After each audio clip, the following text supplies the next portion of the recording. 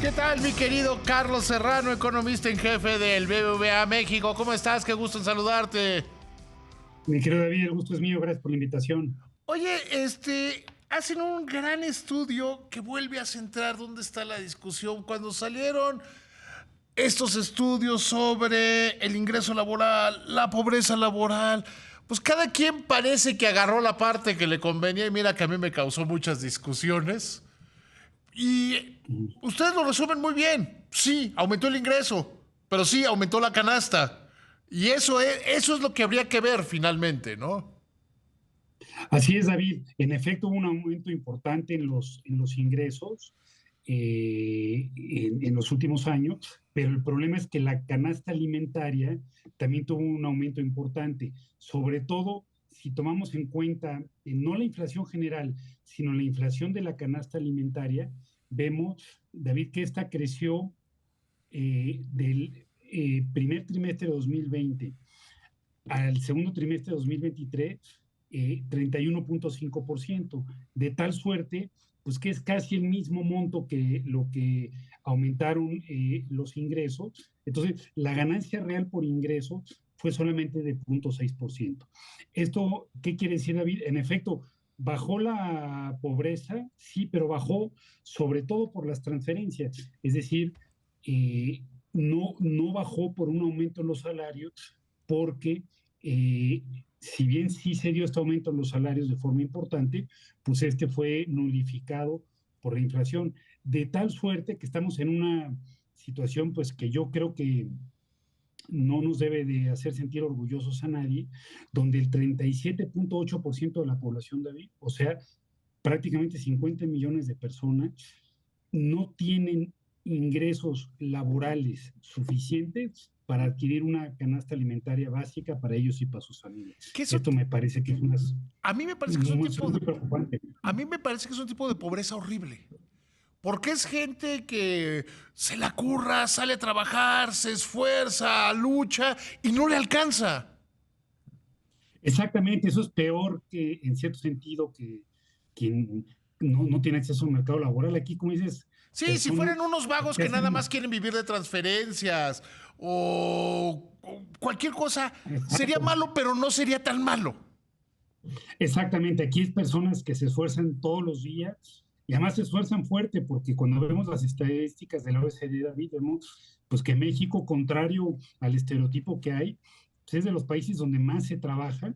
Entonces, que una persona, que un padre o madre de familia trabaje todas las horas que trabaja y que eso no le sea suficiente para adquirir una canasta alimentaria básica, me parece que es trágico, es algo que hay que revisar.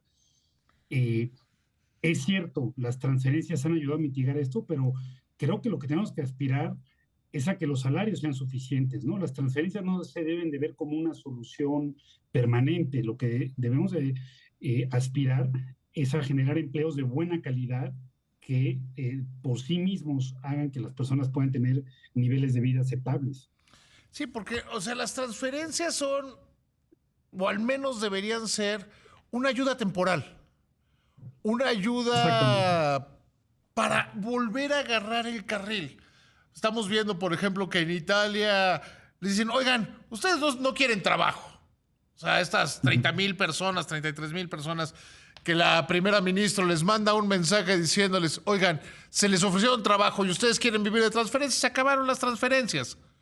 O sea, yo creo que las transferencias están bien para quien no tiene oportunidades, para quien está descarrilado. Totalmente de acuerdo, David. Por ejemplo, quizá adultos mayores está bien Uh -huh. porque es difícil ya que se puedan insertar en el mercado laboral. Alguien que pierde el empleo de manera temporal, me parece que es bueno apoyarlo. Alguien que se ve obligado a reentrenarse para insertarse en otro empleo, también. Pero lo que creo que debemos de rechazar es ver a las transferencias como una solución permanente, porque las personas no solamente están interesadas, y en esto hay muchas investigaciones, en tener un ingreso, están interesadas también en tener un trabajo. El trabajo enaltece, el trabajo da sentido de vida. Entonces, lo que debemos de buscar es generar trabajos y trabajos bien remunerados. Y en ese sentido, pues creo que hay que ver, como bien apuntas, a las transferencias como algo temporal, ¿no? Algo donde las personas eventualmente deban de dejar de depender de esas transferencias. A mí me preocupa un poco que la discusión política que se está dando tenga que ser como sonido de fondo de todos quienes aspiran a ser presidentes. Y no se van a cortar las transferencias. A ver, eh, si hay para jóvenes que están estudiando, si hay para quienes están capacitando para el trabajo, esas deberían ser temporales, porque ellos se deben integrar a la fuerza laboral y contribuir con el país como todos. Absolutamente, tanto porque las personas lo prefieren, la absoluta mayoría de las personas prefieren tener un empleo que les dé sentido de vida, pero no solamente por eso, sino porque el país será un mejor país si todos trabajamos más, todos somos más productivos. Entonces, un país que va haciéndose más dependiente de las transferencias se hace menos productivo, crece menos. Y la otra cuestión, David, es que fiscalmente esto en algún momento deja de ser sostenible.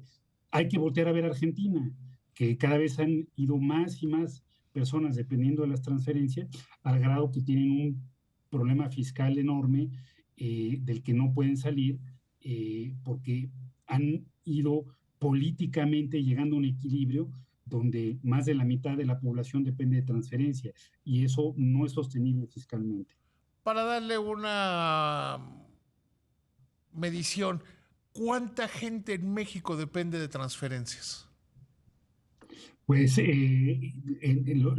que vimos con los recientes datos de la NIGE es que alrededor de la mitad de la población dependen de las transferencias. Esto pues no es sostenible, David, ¿no? Sí, no, o sea, porque además las transferencias no salen de un gobierno que, o no deben salir, porque eso todavía hace más grave el problema, de un gobierno que se pone a imprimir dinero. Salen de los impuestos de los que sí están contribuyendo, de los que sí están generando riqueza para el país. Exactamente, ¿no? Afortunadamente no se imprime dinero, pues estaríamos en un peor equilibrio. Es lo que les pasó Pero en ¿qué Argentina, ocurre? entre otras muchas cosas. Eh, Exactamente, y están en el desastre tan grande en el que están por eso.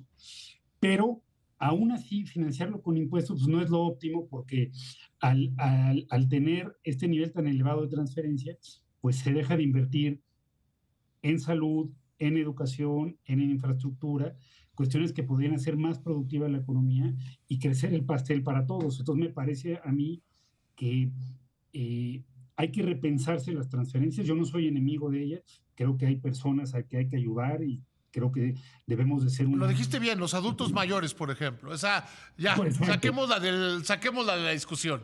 saquémonos de ahí, exacto. Hay que ser una sociedad solidaria, pero creo que hay que retomar algo que se tenía antes en México, en los programas sociales, David, que eran condicionados. Sí. Primero, te apoyo, pero mandas a los hijos a la escuela, los capacita.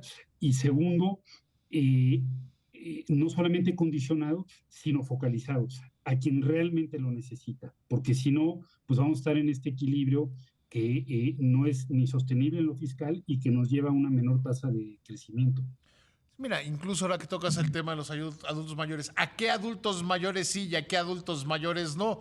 Porque hoy un adulto mayor multimillonario tiene el mismo derecho, porque luego hay algunos que ponen cosas de moral que a mí me parecen absurdas en la discusión, que un adulto mayor de su misma edad que esté en el decil más bajo de ingresos, tienen el mismo derecho. Ya el tema Exactamente. moral, eso es aparte, ¿no? Eso es aparte, pero ¿qué quiere decir esto? Que es regresivo Sí. y es ineficiente. Como dices, un multimillonario lo puede cobrar. Una persona que esté cobrando su pensión del seguro la puede cobrar. Entonces me parece que habría que hacer esto mucho más dirigido, de tal suerte que realmente llegue a quien lo necesite y sea más eficiente y que eso libere recursos fiscales para que el país pueda invertir más en educación y en salud. Porque si invertimos más en educación y en salud, David, en el futuro tendremos menos necesidades de hacer esas transferencias.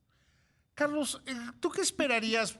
parece que va a ser una elección de dos partidos y quizá alguno, de dos grupos políticos y quizá algún otro. ¿Qué esperarías que hagan en este tema de la pobreza laboral?